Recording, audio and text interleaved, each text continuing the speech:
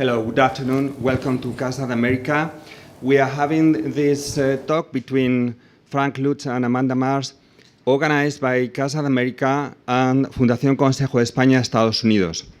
As you know, Casa de América was established in 1992, and during all these years, we've been bringing together America, the Americas, and Spain.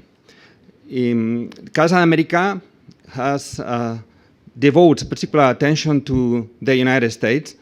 We have already had some programs, some activities related to the United States in the past months, like for example, a series of talks on the American economy in the Biden era.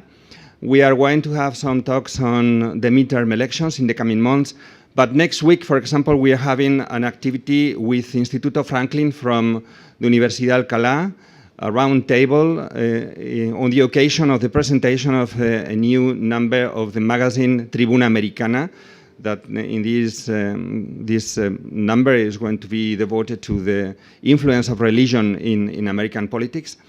We are going to, for example, next week, we are going to have also an exhibition of photography in the framework of Foto España, and most of the photographers will be photographers from the United States. So the United States is part of our program, an important part of our program of activities. We try to get a better understanding of this important and complex country, and the current situation is particularly difficult to be understood by anyone. So in this context, we are very glad to have here Frank Luntz, that is going to have this conversation with Amanda Mars, who has just come from the United States, working for El País for several years. Thank you very much, and I give the floor to Fernando Prieto from the Fundación Consejo España, Estados Unidos.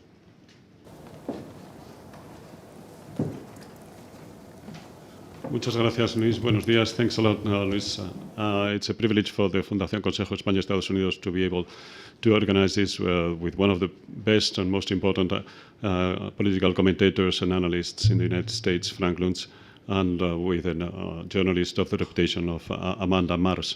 The Fundación Consejo España, Estados Unidos has been in business for 25 years, and one of its core missions is to bring together to promote contacts between Spain and the United States, and the way you promote contacts is to bring in together people who are interested and invested in making these connections and explaining to the Spanish public, in the case of Mr. Luntz, very important aspects of current political and social situation in the United States.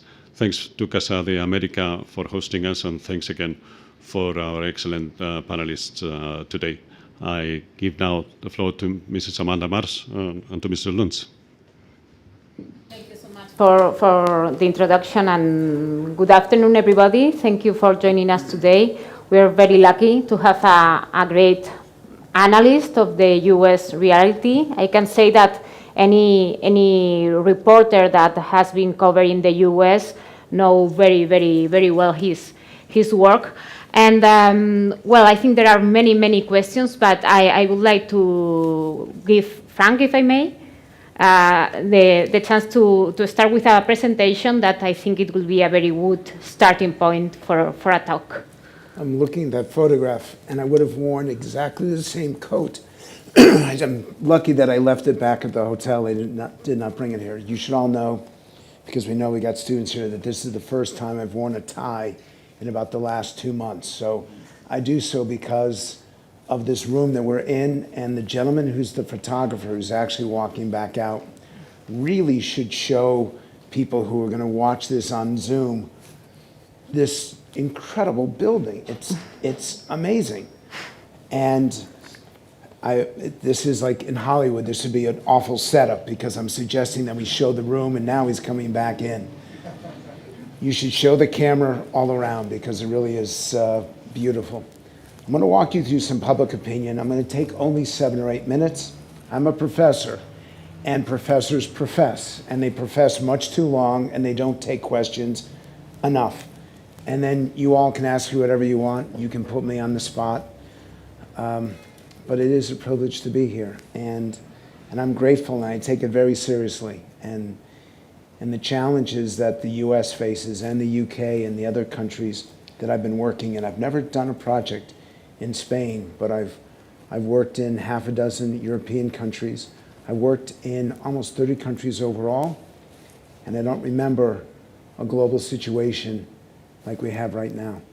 I don't remember so many countries with so much pressure, where politics doesn't seem to work, the economy doesn't seem to help those in the country, where people have lost faith and trust in the future and faith and trust in the people who lead them. And it's tragic to walk through this. But I'm going to try to show you, and I apologize, but that picture for Americans best represents pride and patriotism. And she's not even made in America.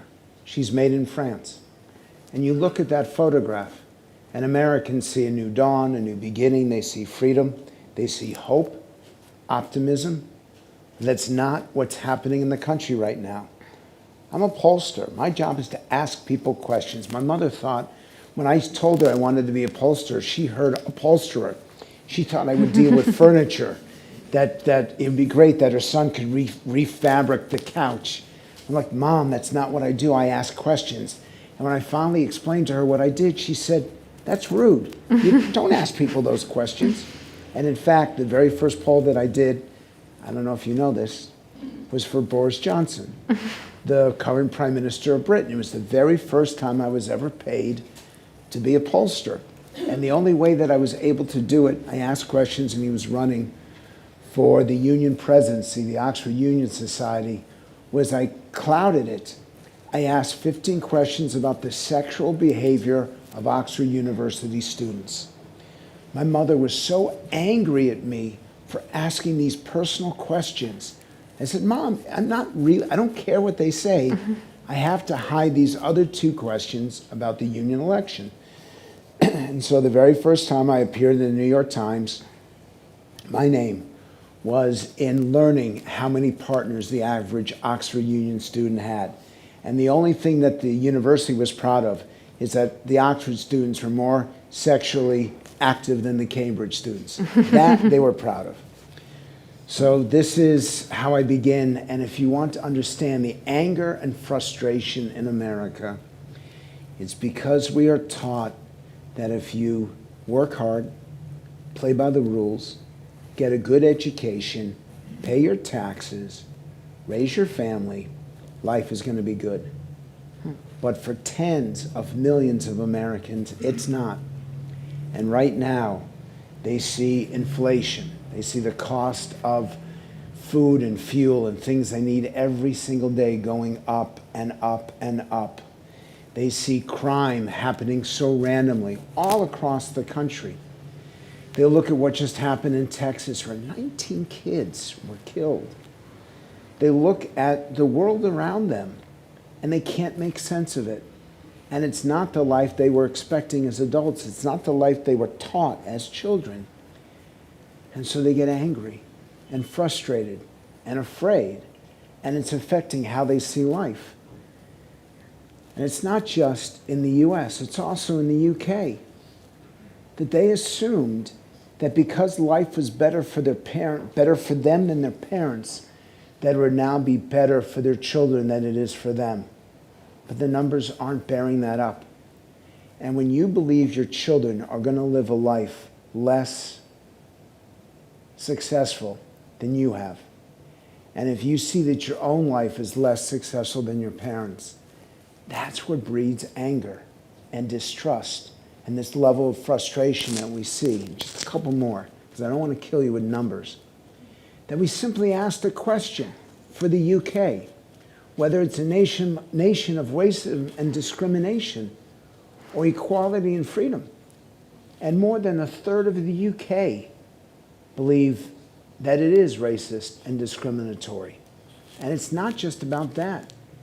In America, we ask them whether you're invested, and to me this is the most important question, whether you are invested in America's future and whether you think America is invested in your future. And in both countries, 2/3 to 3/4 believe that they're invested in their country, but doesn't think their country's invested in them. Think of a marriage or a friendship. When you give it all to your partner and your partner doesn't share it back, that's what breeds resentment and even revenge.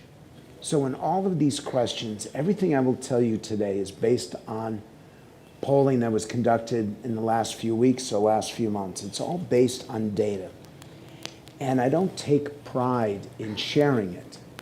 It gives me pain to share it. We had a lunch this morning as a breakfast. If we had a lunch this morning, then I'm really screwed up. And I'm explaining the challenges, and each person, one by one, looked at me and said, where's the hope? And I know if people are going to watch this, I know they're going to say, I want to be optimistic. If you heard what I heard, if you saw what I saw, and if you knew what I know, you'd find it hard to be optimistic too. My final opening point is that there's nothing that matters more than truth, than facts. I cannot stand fake news and the people who labeled it fake news and those in positions of power that deliberately lie to the people either they represent or wish to represent. And so if this sounds cruel and brutal, it is the truth. And if you know the truth, maybe you can change it. Maybe you can be one of those students who actually figures out the antidote for this. But you have the responsibility to know the truth. And that's what I will walk you through today. Yeah, thank you so much. You mentioned anger, and anger is one of the main drivers for polarization. A lot has been said about polarization. It's been said even that situation is worse, the worst point since the Civil War. I don't know if that's an exaggeration. I would like to get your take on that. But also, do you think is it possible that polarization and anger is reaching its own ceiling, meaning that, in other words, can people start to get tired of being tired and angry, and this trend can start to reverse? Yes, they could. But every year it gets worse. Every year the numbers are worse. This whole presentation, and you'll be jumping out of this building, and because you're only on the second floor, you won't die. So I don't want to make it really awful. If it gets really bad, you'll have to take us up to the roof so we can leap off of it. We assume it can't get any worse until it does. We assume that we can't sink to a lower level.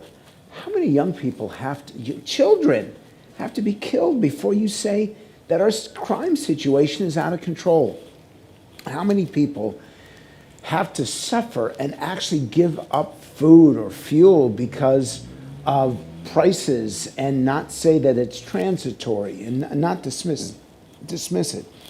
How much more of a crisis, how much more must we fight and stop believing in democracy before we regard it as a crisis? The idea that teaching people that the election was stolen, to me, is insane. But we're doing that in America. And my advice to you all, and my advice to people watching, don't follow us. When I was a kid, and when I was your age, the students here, and I hope you're taking notes and not responding to email, because if you're responding to email, and they're looking at their phones right now, so I'm sure they are responding to email, that's the problem. You're so focused on social media. You're so focused on whatever is coming to you on your phone that you're not paying attention to what's going on in real life. I believe it's social media more than anything else that is enabling this crisis of confidence, this crisis in polarization and politicization. Because it's actually that we take out our phones rather than listening to a conversation. We listen to each other, but we don't actually hear each other. And until we start to hear, and until we start to heal, and I need you to write this down, because I will forget it. I'm not going to write it myself. But I have these conversations, actually.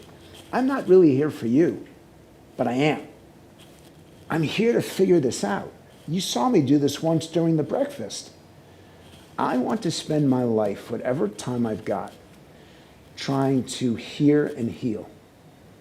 And the only way that that will happen is to focus on the truth. And that means challenging people. So don't pick up your phone. Don't respond to email. For 50 minutes, you can be absent. You can be gone.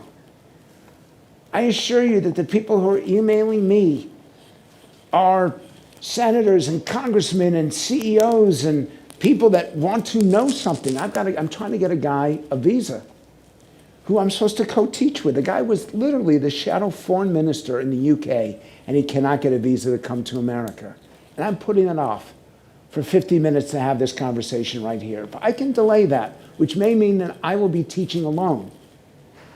Can't we delay the outside world for a moment? I'm sorry, that's a really long answer. But you have no idea what is pent up in here. And you giving me a chance to spill it out. So what the hell? You talk about heal and about hearing, and then I think of Texas, and this panel has been named Understanding the U.S., and something very hard to understand and very hard for us to explain is what's going on with guns. All of us here know about Second Amendment, but when we see this horrid event in Texas or what the killing in Buffalo, we think, what do Americans really feel about this? Have their minds changed with respect to the past? At what point they are really? It's now, and it was already, but the politicians don't listen. The Second Amendment guarantees the right to own arms, the right to a gun, but it doesn't carry the right for every person. Let me rephrase that, because this is, if there's a reporter here, it does not guarantee the right for any person to own any gun at any time for any reason. And I want to be really clear about that.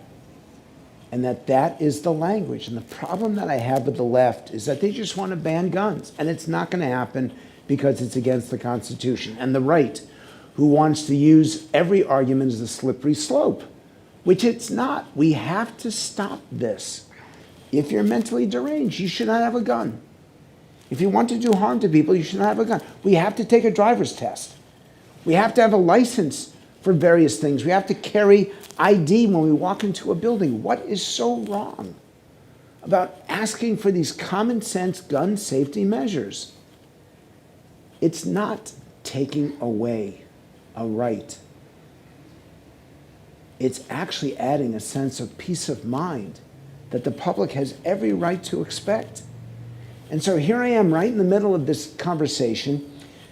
The left believes that I'm too pro-gun. The right believes I want gun control. And you know what? They're both correct. And we just have lost our common sense. We've lost our sense of community. And I'm going to take it in an even broader sense, because we had this conversation.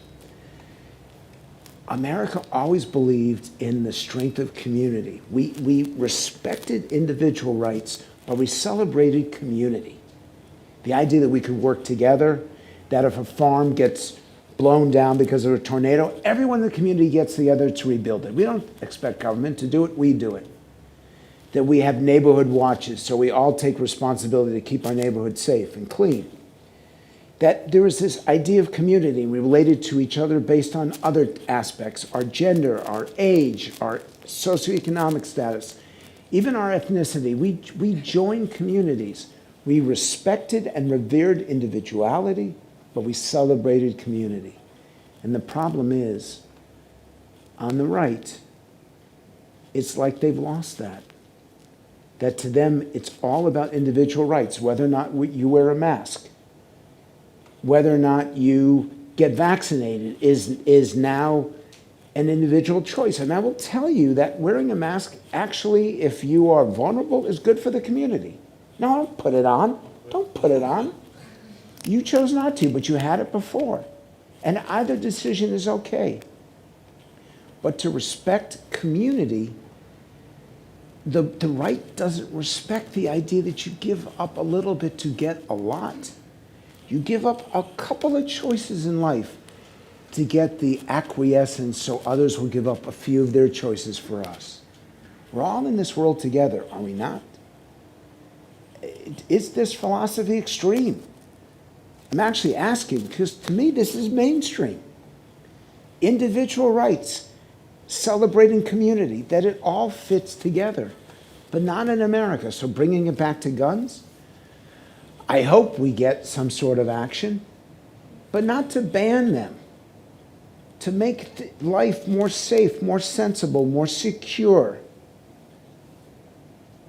to respect people's rights, to live in peace and in dignity and with respect and decency.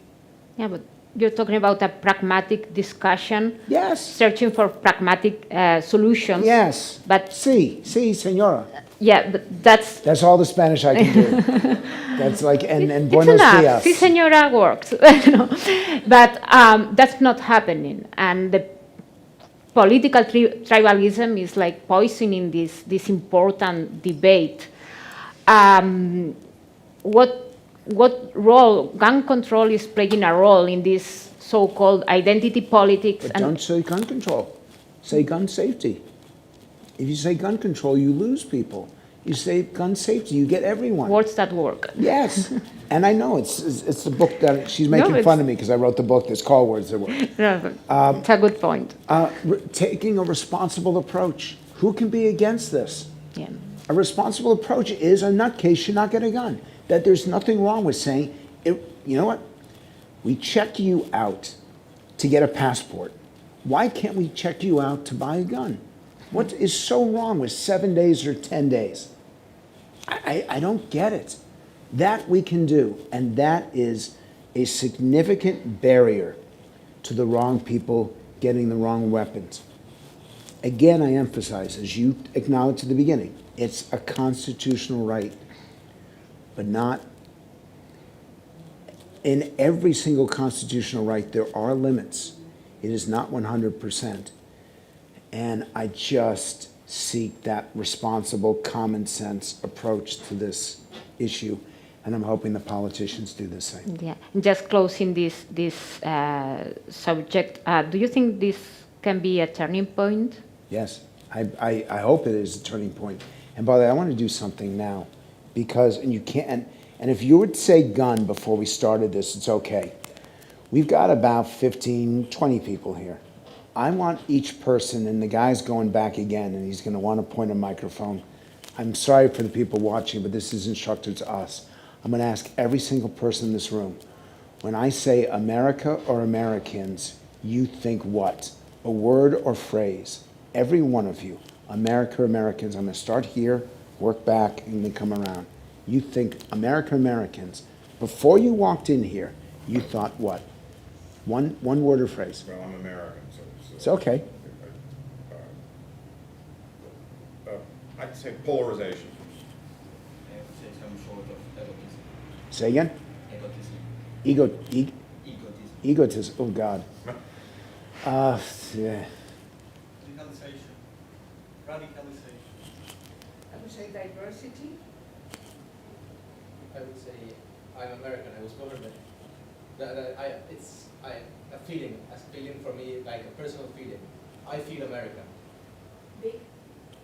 Let's say individualization. Capitalism. Constitution. I'll let her go. The gentleman in the back with the beard. Freedom. Any word? Apple pie. Apple play. Okay, Pie. Apple pie. Oh, apple pie. Okay, I do the jokes here, but Hey, I'm serious. Private property. Private property. Well, I'm Mexican, so I feel Mexican and American. And there is also Americas, I guess, not just America. For me, it's the continent of America. It's like one continent and with many different cultures and diversity. I think it's a failed dream. a violent dream. Failed. I would say globalization. I think of intolerance. And I'd say big space, big scale, big ambitions. Great. That's not as bad as the UK. I just did a focus group in London, and it was, we're fat, and everyone looked at me when they said it. They complained about McDonald's. They complained about guns. Trump. No one said Donald Trump here, and they said we're loud. And there was two people, just two people in the group of 25 that said freedom. So it's pretty negative right now, and I recognize that. That's also one of the reasons why I do this. I hear you, I hear your comments, and it helps me understand. Yeah, actually, Trump was my next question. I can tell you that the question that I've been asked more frequently since I came back is, what about Trump 2024? Will he run? Will he win? So this is where you take this video and you put it in a time capsule and you'll play it again. I've got the most amazing video of all these people saying that Donald Trump was not going to run, had no chance of winning, that this is an absolute... George Clooney said, come on, don't be ridiculous. Stephen Colbert, his language, all the comedians just dismissed it. And then he becomes president for 4 years. He doesn't know if he's running. I'm sure some days he is, some days he isn't. I don't think he's going to decide well into 2023. I think we got a year and a half where he's not going to decide. He'll say yes he is, then he'll say no he's not. If he runs, he is very likely to get the Republican nomination. He is incredibly popular among Republicans and incredibly hated by everybody else. To be blunt, I was at the White House Christmas party, the last one, and I finally got the guts to ask him, what does the J in Donald J. Trump stand for? You know what he told me? Genius. That's the people who can spell. I tell people, it's a joke. Now, I actually told him that joke, and after a couple seconds, he says to me, but I am a genius. I said, no, don't say that. I think if I had to bet now, I'd say he runs, and I'd say he gets the Republican nomination. And if he's running against Joe Biden, he could get elected. If he's running against Kamala Harris, he could get elected. If he's running against any other Democrat, he won't. I think what he's doing, telling people that the election was stolen, is the single worst thing a president has done in my lifetime, because it's not true. And they've done every investigation in every state and every attempt to show this by Republican judges and Republican governors and Republican everything. There's no evidence of it. We have a problem with irregularity. We do. And that's hundreds of votes. Hundreds, maybe a couple thousand should not have voted. Maybe a couple thousand were miscounted. But you can't flip a single state, not one of them. And the idea that he keeps telling people that our election system, that it was stolen, that it's fake news, it's called the big lie. Who's the person who taught us about the big lie? If you don't know, look it up. It's an embarrassment. And then, to my shock, in my presentations in the UK, because I want this to not just to be about the US, but about the UK as well, I was shocked at how so many young people think America's become so weak and so unimpactful and so disappointing under the current administration. That they see no leadership, that they see a president who, honestly, doesn't always seem to be there. And I think it's, at a time when we need strength and consistency and, most importantly, unity and consensus, we didn't have it in our previous president. We don't have it in this one now. He ran to be Harry Truman. He ran as a no-nonsense tell the truth, centrist. He then met with a bunch of historians. He sought to govern like FDR. He wanted to be the most progressive president ever. And he's ended up like Jimmy Carter. And this is why so many Americans voted for him and now don't like him. He had a 60% job approval rating in the first month he took office. And that's now down to 40%. Why? I think midterm elections in November will be a very good thermometer for that, a very good exam for this presidency. But I wanted to ask you about abortion controversy. Yeah. Because do you think that can make an impact in the election? Yeah. Because obviously the picture looks bad for Democrats regarding the midterm elections, but something like this, which means if the Supreme Court decision is confirmed and we go back to the 70s, this can propel waves of voters to the polls. Do you expect a reaction? Yes, and I'll give you, this is a language lesson.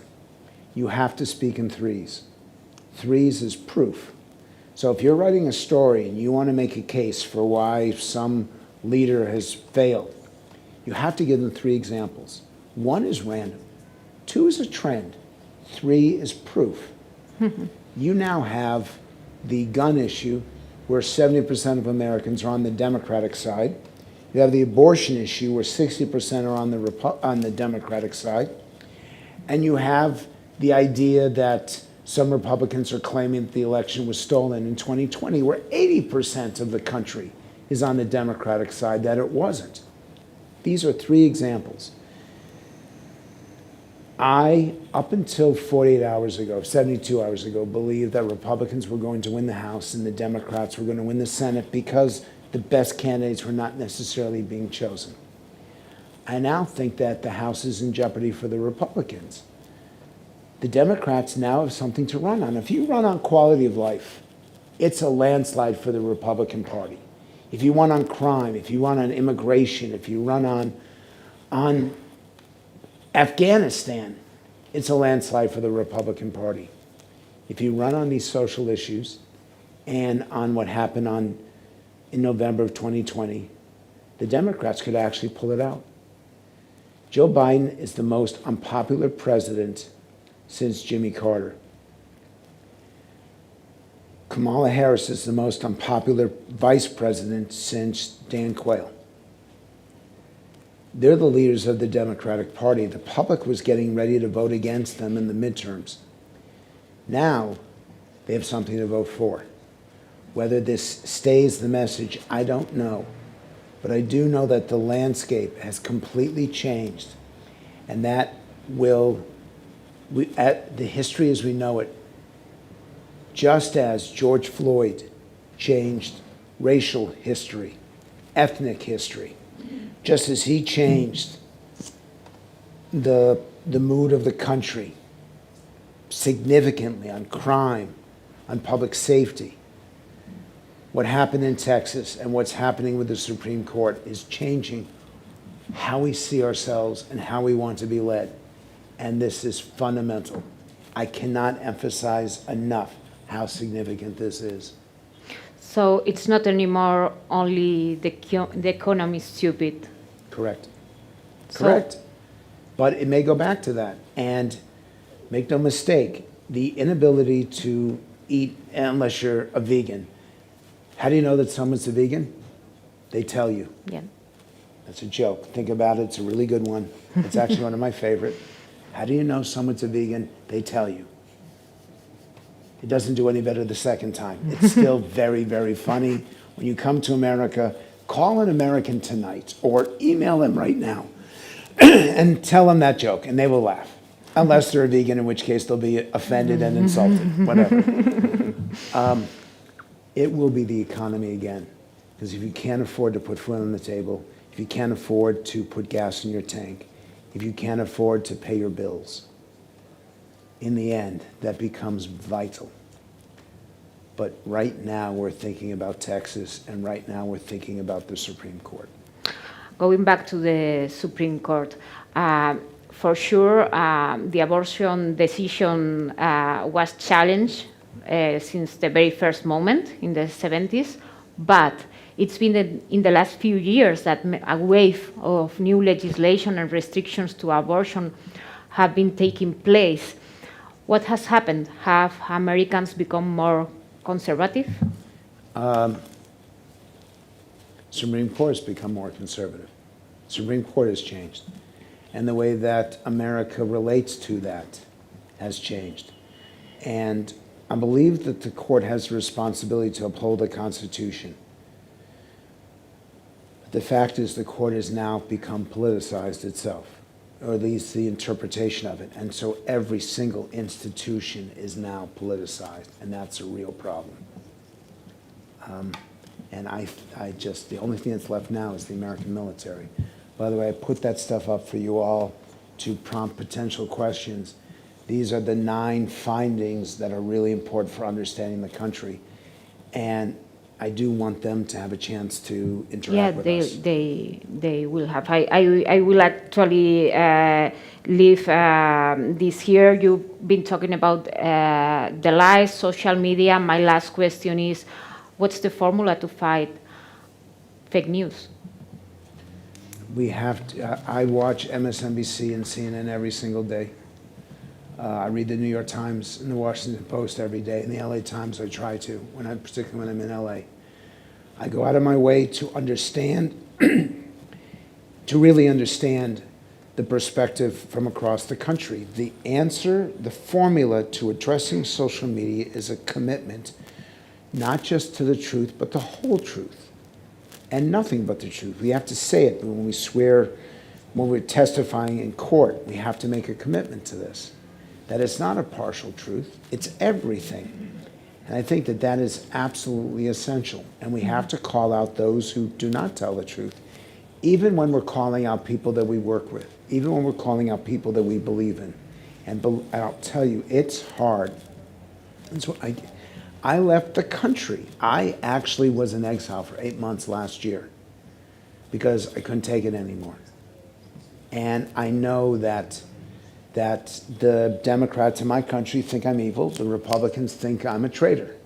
So I've got everyone angry at me. The only people who would have been happy with me is my parents, and they're not around anymore. So basically, I'm a country of one. But you know, you got to do it. Thank you. Okay. So we still have a few minutes for questions from the audience. Please introduce yourself. And ask them. You cannot sit there. Who's a student here? Raise your hands. You have to ask questions or I'll call on you. I insisted in my class. So you got the first one.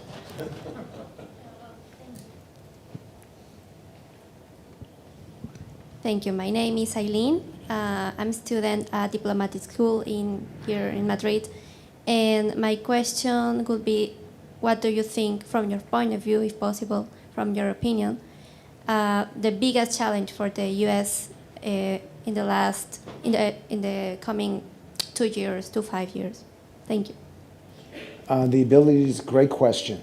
It's the right question to ask. It's actually the ability to solve any problem right now. It's even more than the polarization, because that's the anger, and you hear it, and we don't talk to each other, we don't learn from each other. But the impact of that, the result of that is we have economic issues, fundamental economic issues that we cannot address. We have a foreign policy crisis, and we have some Americans that are actually backing Putin. We have a former president who called Putin brilliant. Does he look brilliant to you right now? Was this a brilliant strategy? We can't solve the issues. We got a crime problem. We got an immigration problem, a security problem. We've got a gun problem. And they're all going to get worse until we look them straight on, head on, and address them. But we are incapable of doing that right now. And they're going to get worse. And as bad as 2020 was, 2024 could be even worse. Our election in 2022, the negativity of the campaigns are horrible, what we say about each other. And I should not be doing this to a student. I should be giving you hope. I should be showing you a bright path ahead. And I don't see it. I just don't see it. And everyone else tells you what you want to hear. I'm actually telling you what you need to know. Our generation is screwed, and I'm not in your generation. Our generation, you and I. No, I think and him. we're close. No, we're not. I'm sorry that we've gotten this way. And I seek opportunities like this to ask you to do better than this. But your generation is more likely to have cut someone out because of their politics than any other generation ever. I say this to you directly. You think you're the most tolerant generation ever, and actually I know statistically that at least in America, you're the most likely to cancel someone. Don't do it. I don't ask you to like the person. I don't ask you to love the person. But learn from the people you disagree with, because it'll make your arguments that much stronger. Great question. Excuse me if I can just make a small remark.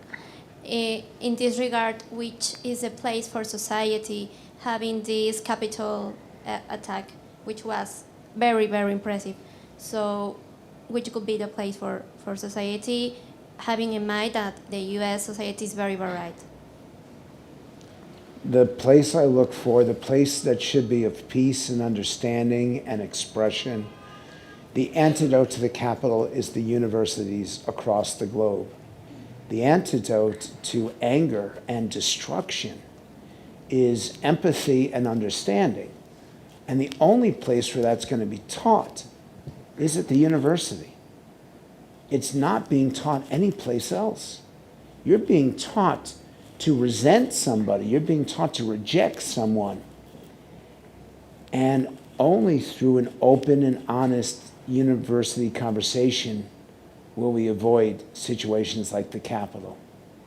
But again, I'm not optimistic because I know too many universities, including ones I'm around, seek to seek to affirm rather than inform. And that's the biggest tragedy of all. Another student. Okay, since you're right next to you, we'll go right across. So you'll get it next and you'll get it after. I hope you don't mind. No, please. That's my bias. No. She gets it. It was expected. That was gender aggression that he just practiced right there. Good afternoon. My name is Lujain. I'm Syrian. I'm also studying with my friend in the same diplomatic school. And also, I'm curious about the recent problem of migration because I'm Syrian refugee. I have the situation or status of protection in Polish territory in Poland, not here. So I'm lost and I'm looking always for a home, like a second home. And I always was wondering, where could be my home, where I should apply for a citizenship, for a nationality. And there's always the American dream, the UK. And now what I feel, there's more racism, there's more aggressive ideas, opinions against refugees. And if we think about this life, the Western world is full of migrants, like America is a migration country. It's full of migrants based off migration. So I'm wondering where I should start, especially if I want to be a diplomat and represent a new country, because in Syria, I can't be a diplomat from our country because I'm a refugee and I'm like a traitor for Syria. So I'm a kind lost, and always I have to do double effort. I have to speak more languages. I have always to have more skills to show myself, to do the double. So I'm a kind lost, and I'm curious. I know this is complicated topic. Here's the good news. It's actually, you're in a horrible situation. The first thing is Syria in your, I'm going to ask you one question, I'll give you an answer. In your heart, is Syria your home? In your heart?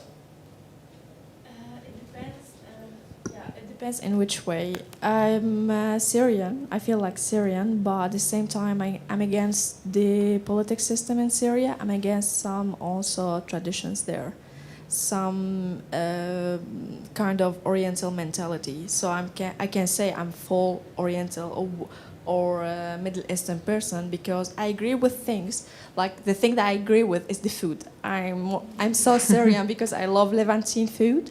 And I still cooking also Syrian food.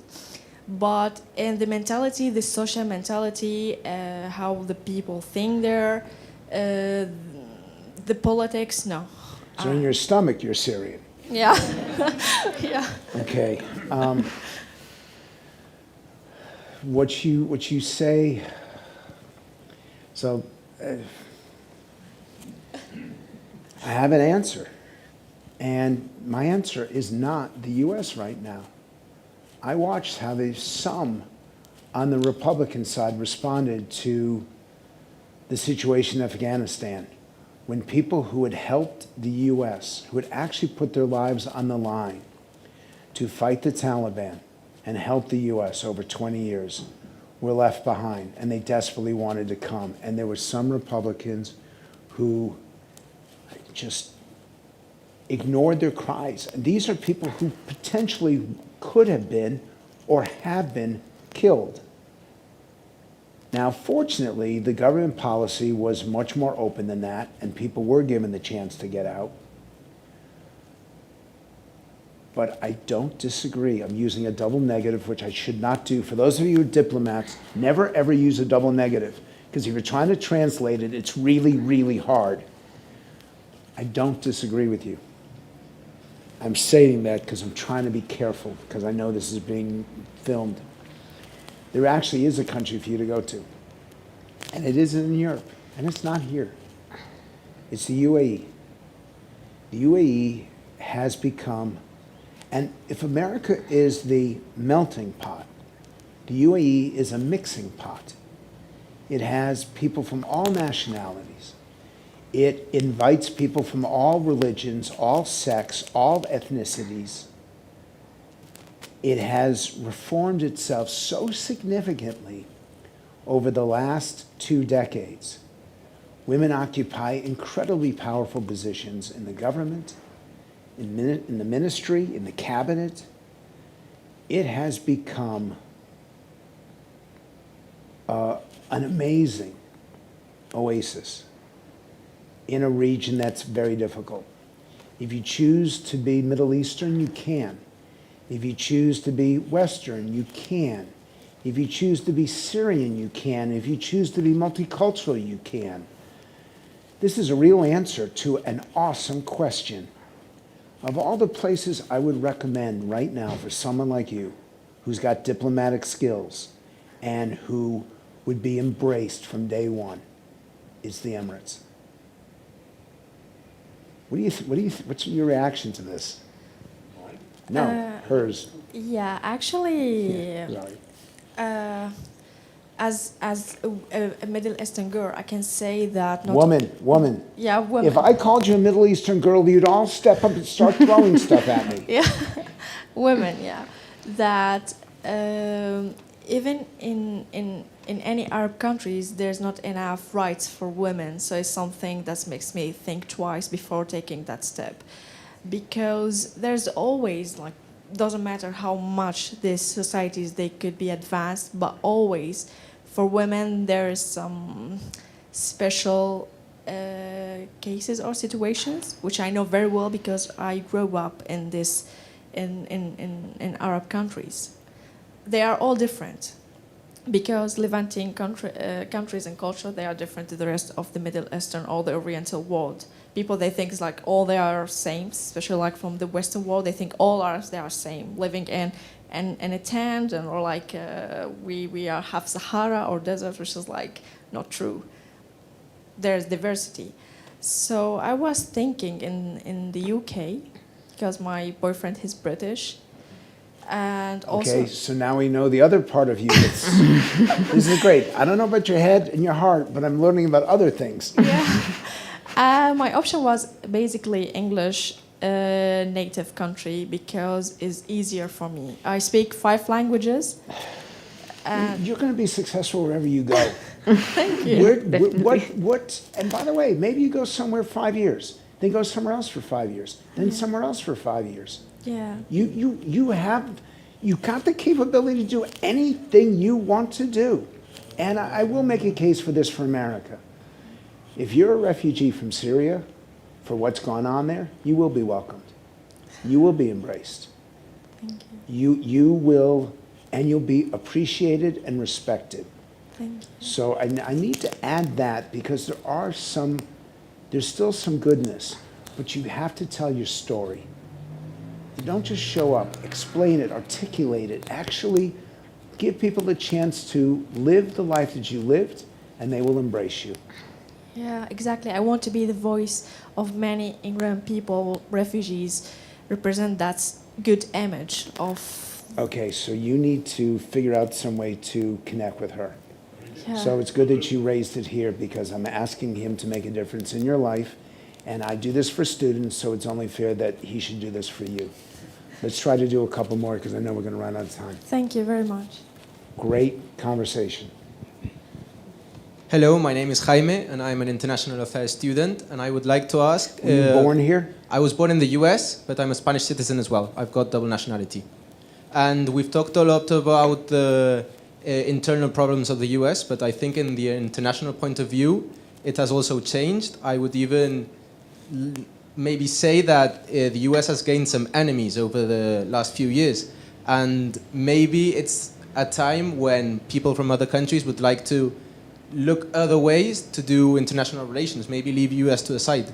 Do you think this has affected US in an international scope, the internal problem they have, or if the US is probably still going to be international leader regardless what's happening inside?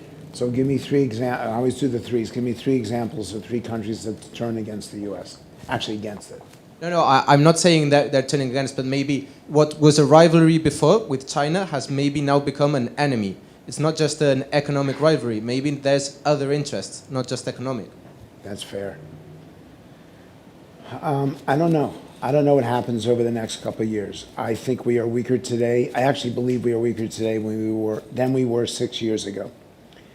I think that we've missed opportunities over the last 20 years under Democrats and Republicans to forge much closer alliances. The only good thing that's come out of Russia-Ukraine is that Europe has become more unified and the US has become more unified within Europe. That there is this idea that we are better off cooperating with each other than we are with confrontation. We got a better relationship now. Some of you say, when I said Americans, you said North America. The US has a better relationship with Mexico and Canada right now. We're tighter as a continent than we were in the previous administration. So in some ways, we're getting stronger. We're also learning that the threats that countries like Russia posed are not as bad as we thought they were. They are still significant. They still have chemical weapons. They still have nuclear weapons. But their supply chain stinks. Their command and control stinks. Their senior, I'm going to get myself killed. They're going to go hunt me down and shoot me with an umbrella. But they're not the threat that we thought they were. Ukraine, Russia has 10 times, 15 times the expenditure of Ukraine. Russia's got a real military, and the Ukrainians are actually holding them to a draw. It's incredible. I'm hoping that this conflict teaches the US that we cannot shirk our responsibilities, that we have to be engaged. We don't have a choice. And the best example of this is Taiwan. That I've heard people say that it's really aggressive for the US to say we will militarily defend Taiwan. If we lose them, if China says, nope, Taiwan is part of us, and we're going to do to Taiwan what Russia's done in Ukraine, and they are successful, our computers stop. Our technology stops. We don't have a replacement for Taiwan. You can't make chips the way they do. We can't make chips the way they do. Nobody can. They've developed this skill over the last 20 years, and this is for you diplomats here. This is reality. We can't do it because we don't want to have a conflict with China. We actually need Taiwan. We are dependent upon them for our technology. So we better figure that out right now. Yeah, China in some ways has become an enemy. In some ways they're a competitor, and in other ways they're an opponent, in all three ways. But they're not the same country they were 10 years ago. And the current leader is not the same leader that they were 10 years ago. Our strategy was wrong. It made sense when the Chinese leadership was seeking global cooperation. Now, economically, they're seeking global leadership, if not global dominance. And it's up to all of us to work together so that we don't have a military conflict and we find some way to coexist in this new world. But make no mistake, they absolutely want to dominate the global economy. And if they do so, having China as a dominant force is worse for you all than having the US as a dominant force. And you'll see that soon enough. One more of the three of you.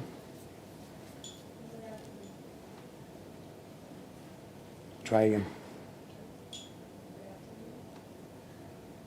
Okay, use the microphone. Let's hope that it's on. I wish the guy would come back. Let's hope that it's on, but just speak up. Good afternoon. My name is Carmen, and I'm a student of international affairs and political science.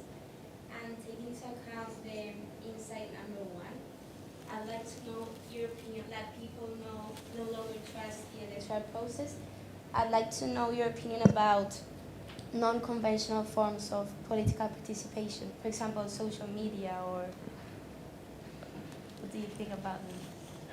Elections still matter more than anything else because elections are meant to be representative of the whole country.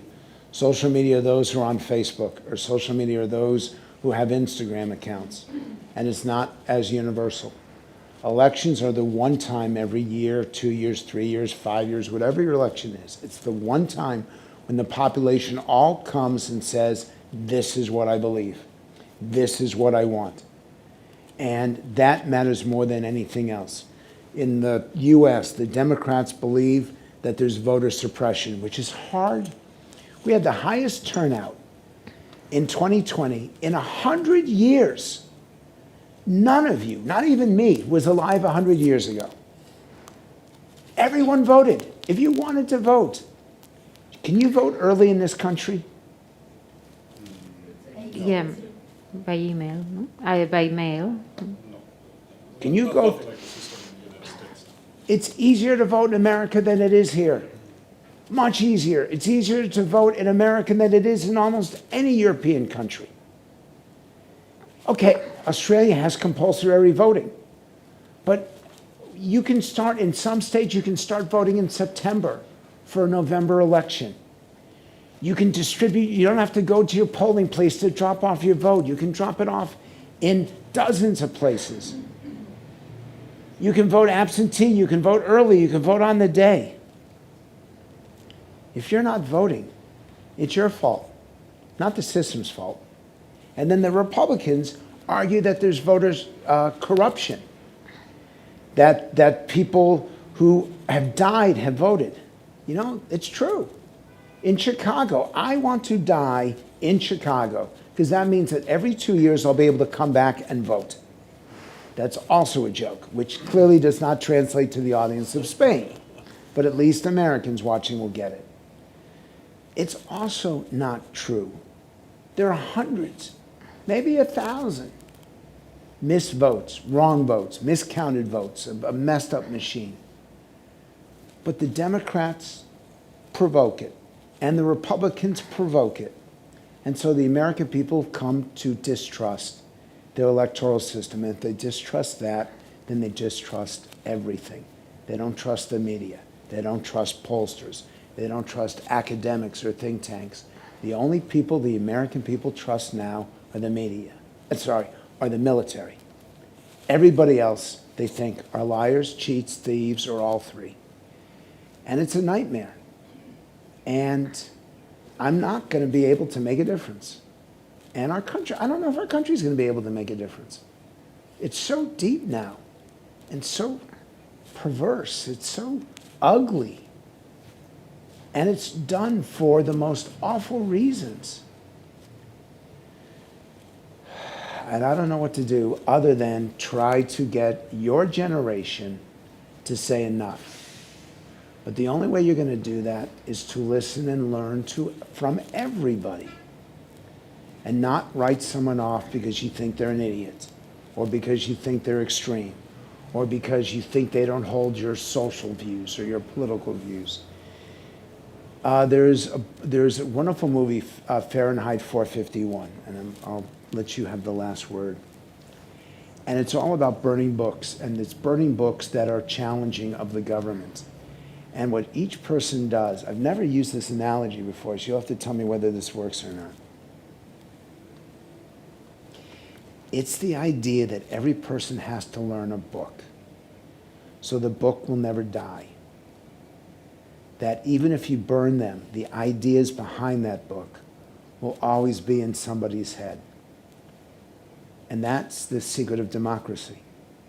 The idea that competing points of view, competing priorities, competing values and principles can hold a place in our heads and in our hearts, in our stomachs, and in a room like this. As long as that continues, we will in the end be okay. But if you look at those societies and those countries that have stamped that out, where you can't hold a competing view, where you cannot challenge, where those belief systems are sent to die in concentration camps or work camps or wherever, that's when you lose democracies. You as young diplomats are essential. But you're here not just to represent a country, you're representing an idea and a people and a better future. So please commit yourself to that. That's the only antidote that I know to address those problems right there. And nothing matters to that more than a free, accurate, accountable press. Because of her, you'll get the truth. Lose her, and you lose the truth. Thank you so much. Well, thank you so much. You gave us a lot to think about, and you gave a difficult picture of the situation, but also some hope. So thank you so much. It's been fruitful and inspiring, and thank you so much for your very smart questions. And I think we should close here. Thank you. Thank you, guys.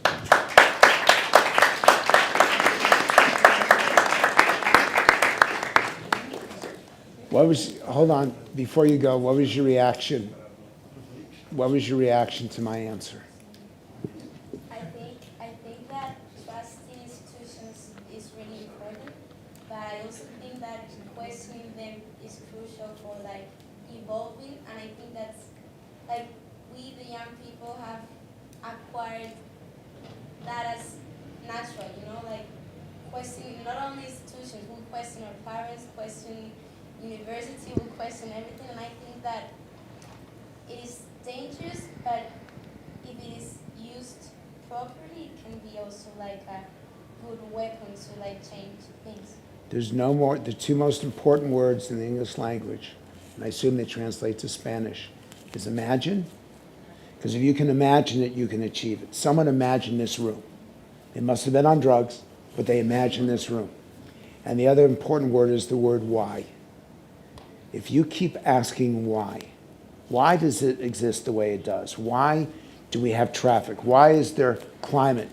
Why, if you ask the question why enough, and you listen for the answer, you can make a difference.